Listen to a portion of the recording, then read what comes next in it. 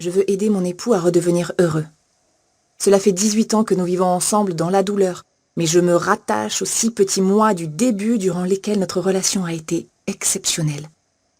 J'ai l'impression que seule la mémoire du bonheur me maintient encore debout. Cette situation idyllique ne s'est plus jamais reproduite.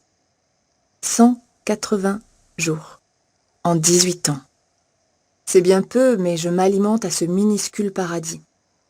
Notre vie de couple a déjà vécu sous le signe de la bienveillance. Nous pouvons donc redevenir comme avant. Je peux l'aider à évacuer cette colère et cette tristesse logées en lui. Pour recevoir l'épreuve de son amour, je me sens capable de déplacer les montagnes. En même temps que me traversent ces pensées, mes épaules s'affaissent. Est-ce que j'y crois encore? Peut-être que je me surestime. Pourquoi l'avenir est-il effrayant à ce point? Est-il normal de vivre englué dans un quotidien qui ronge mes forces chaque jour un peu plus? En réalité, je suis perdue. Et je me sens plus seule que jamais. Ma sœur me dit souvent que j'ai tout essayé et qu'il est inutile d'espérer. J'aime croire qu'elle se trompe. Ses arguments sont parasités par le fait qu'elle n'aime pas les hommes. Et si jamais il s'avère qu'elle a raison, je prendrai une décision. D'ailleurs, j'ignore ce que ça signifie, mais j'ai toujours su qu'après 40 ans, je cesserai de souffrir. Manger ne sera plus un calvaire. Avoir le dernier mot ne sera plus impossible. Dans quelques mois, c'est mon anniversaire. Et une note d'espoir se cache quelque part. J'espère avoir encore la force d'agir. Je repars, le cœur battant, un peu honteuse d'avoir pris le temps de ne penser qu'à moi. Mes talons claquent sur le trottoir à un rythme régulier et je sens tous mes doutes s'envoler. Un coup d'œil à ma montre. Dans 5 minutes, la sonnerie de l'école va retentir et mes 3 adorables filles sortiront en courant. Elles sont ma béquille, presque mon unique raison de vivre. Presque. Parce que ma deuxième raison de vivre demeure l'espoir que nous réussirons à former à nouveau cette famille en laquelle je crois. J'ai beau travailler, pour rien au monde je ne confierai mes enfants à une nounou ou à une voisine. Je m'arrange toujours pour aménager mes horaires de travail. Je préfère prendre moins de temps pour me préparer et gagner quelques minutes sur mon emploi du temps afin de savourer chaque matin le bonheur de déposer moi-même mes enfants et revenir les chercher. Une sorte d'urgence m'habite en continu sans que je puisse l'expliquer. On ne sait jamais ce qu'il peut arriver. Chapitre 2. Disparition inquiétante. Je prends mon badge et le fais glisser devant le système d'ouverture du parking du 3e district de police judiciaire de Paris. Et, contre toute attente, le portail s'ouvre aussitôt. Voilà 2 mois que le mécanisme me refuse l'entrée. J'ai changé plusieurs fois de boîtier, mais le système électronique fonctionne avec les gars de la maintenance et tombe en panne dès qu'il est entre mes mains. Attentif aux signes lorsque survient l'inexpliqué, j'ai imaginé un blocage. Un grain de sable dans la fluidité de mon destin qui m'empêcherait d'avancer normalement. L'anecdote tient du dérisoire, mais cela me chagrine un peu. Toutes mes journées débutent par un refus. C'est pourquoi, ce matin, je gare mon véhicule avec un vrai soulagement. Le collègue préposé à la sécurité sort de sa guérite, certainement par habitude, et se dirige vers moi. « Alors, Johan, t'as réussi à entrer tout seul ?»« Oui, Polo, c'est un miracle. Pourvu que ça dure. Allez, bonne journée. »« À toi aussi, merci. » En montant les escaliers, je me demande ce que j'ai bien pu faire d'innovant pour mériter le sésame. Rien ne me vient à l'esprit. Et pourtant, à bien y réfléchir, une chose a changé. Chaque matin, en conduisant, je ne peux m'empêcher de faire un point sur ma situation. J'ai 45 ans et je suis major exceptionnel au 3e district de police judiciaire de Paris. Je n'ai pas à me plaindre en dehors du fait que je suis célibataire et que ma vie sentimentale est d'une tristesse sans nom. Aujourd'hui, empreint de fatalisme, je n'ai pensé à rien en me présentant devant les bureaux du 14e arrondissement. S'il existe un message dans la succession de ces petits événements, c'est que je dois cesser de me soucier de n'être ni marié, ni père de famille à mon âge. Arrivé au 5e étage, je dépose mon blouson sur le dossier de ma chaise lorsque le téléphone sonne. « Major Johan Clivel ?» prononce une voix de jeune femme. C'est la nouvelle recrue de l'accueil. « Appelle-moi Johan et laisse tomber les grades. Personne ne t'a averti qu'on se tutoie? Même quand on ne se connaît pas ?»« Non, c'est l'usage. » D'accord.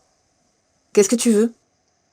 Le commissaire Philippot a laissé un message à ton attention. Il souhaite que tu le rejoignes dès que tu arrives. Ok, merci. Je raccroche, alors que la porte de mon bureau s'ouvre.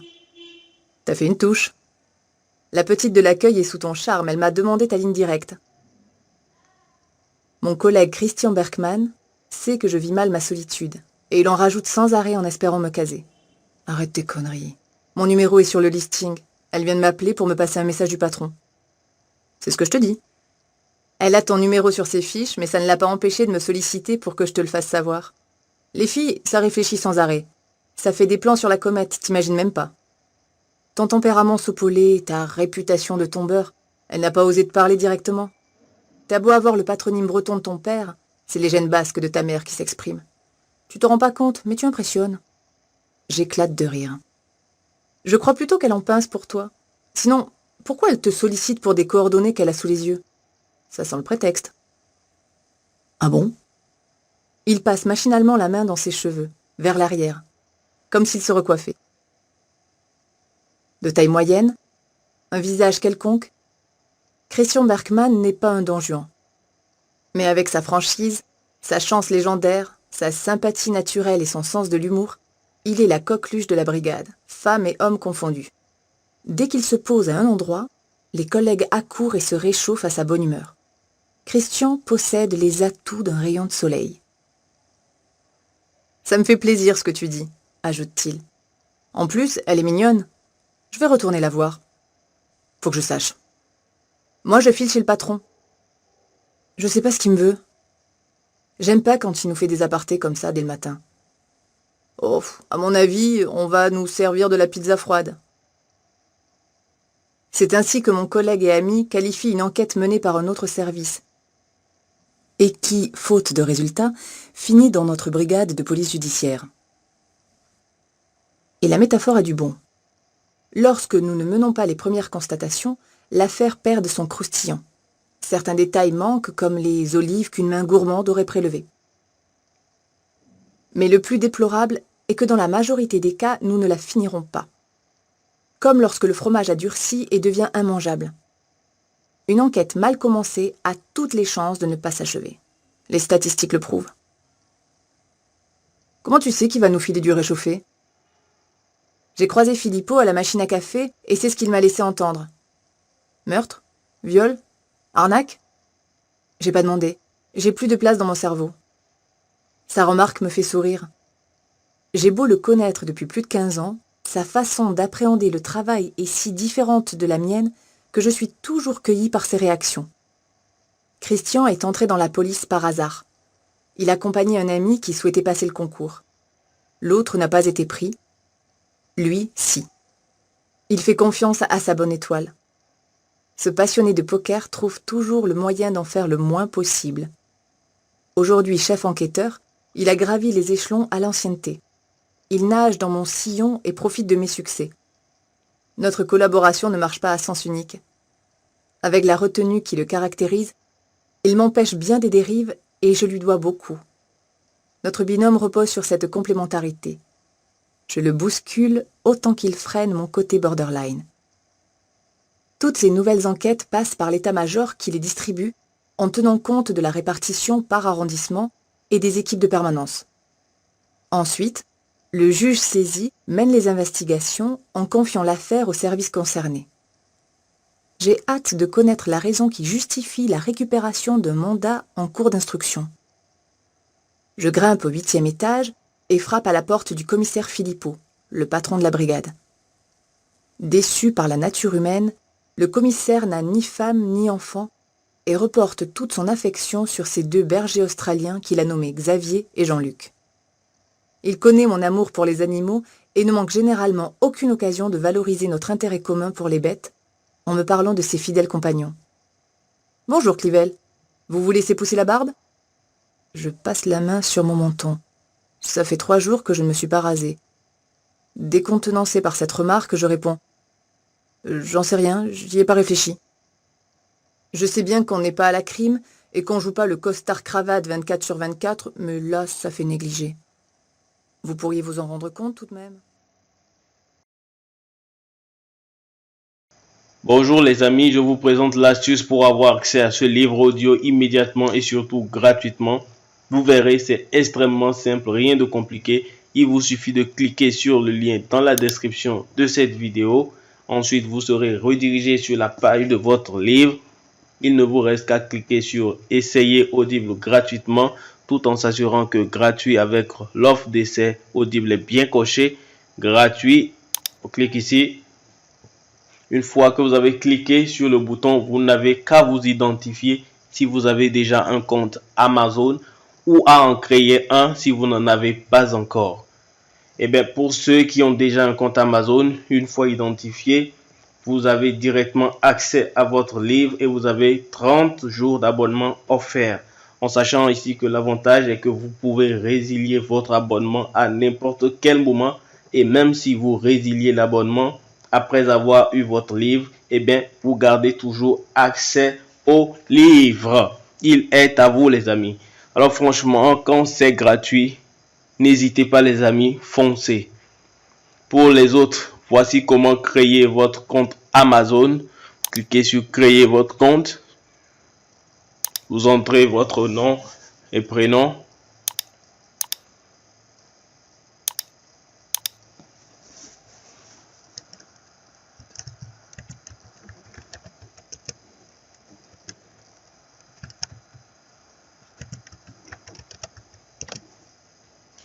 Cliquez vérifier l'adresse email.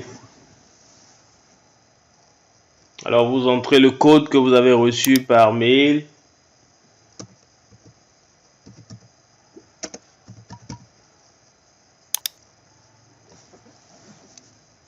Vous entrez votre numéro de téléphone.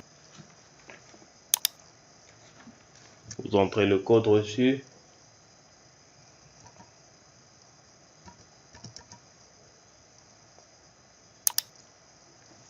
Créez votre compte Amazon.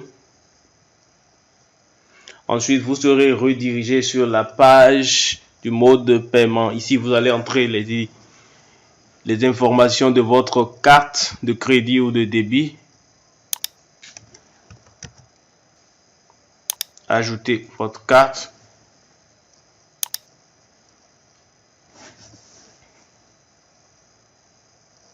Vous renseignez ici votre adresse.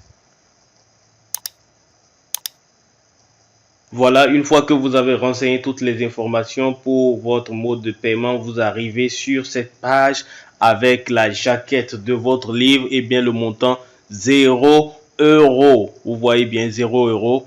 Vous cliquez sur confirmer et après 30 jours, vous serez débité de 9,95 € chaque mois. Mais nous, on va résilier avant. La confirmation est en cours et par conséquent, c'est en chargement. Votre compte est maintenant créé et vous avez accès à votre livre offert. Pour l'écouter, c'est très simple, il suffit de se rendre sur la page de audible.fr. Vous entrez dans votre navigateur.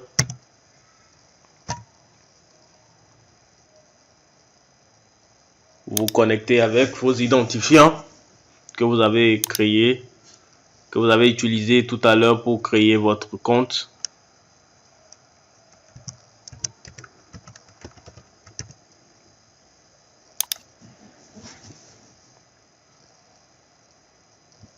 Vous avez compris, Audible c'est bel et bien une société Amazon.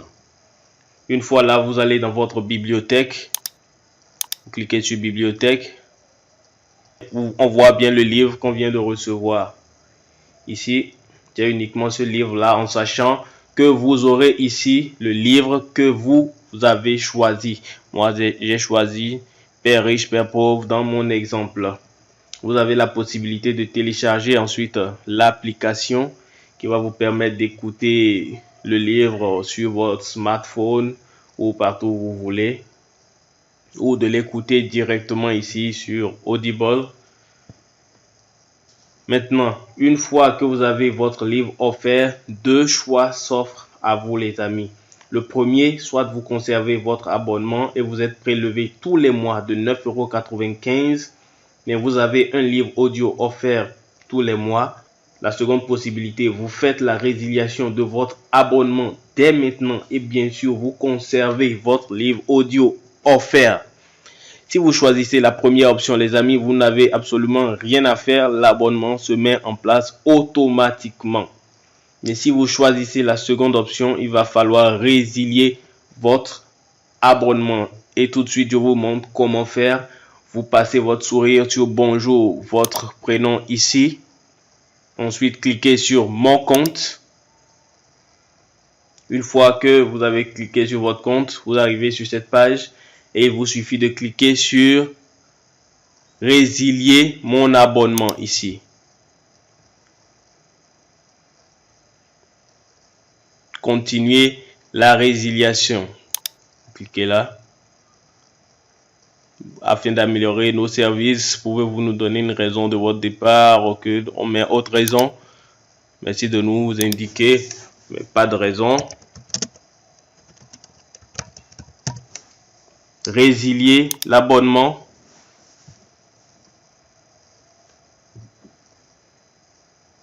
On continue, on clique également. On clique encore sur résilier mon abonnement. Alors vous voyez bien, votre abonnement sera résilié à la fin de votre période de facturation actuelle, c'est-à-dire les 30 premiers jours, juste le 30e jour qui viendra après, eh bien vous ne serez plus facturé des 9,95 € qui doivent suivre. On va voir si j'ai toujours accès à mon livre. Alors je vais dans bibliothèque. Je vois si j'ai toujours la possibilité d'écouter mon livre. Je vois que j'ai toujours la possibilité de l'écouter. J'ai toujours la possibilité d'écouter mon livre. Alors voilà les amis, si cette astuce vous a plu, n'hésitez pas à cliquer sur le bouton j'aime, à partager massivement la vidéo. Et si vous avez envie d'un livre bien précis, n'hésitez pas à en faire part dans les commentaires. Et on se voit très bientôt.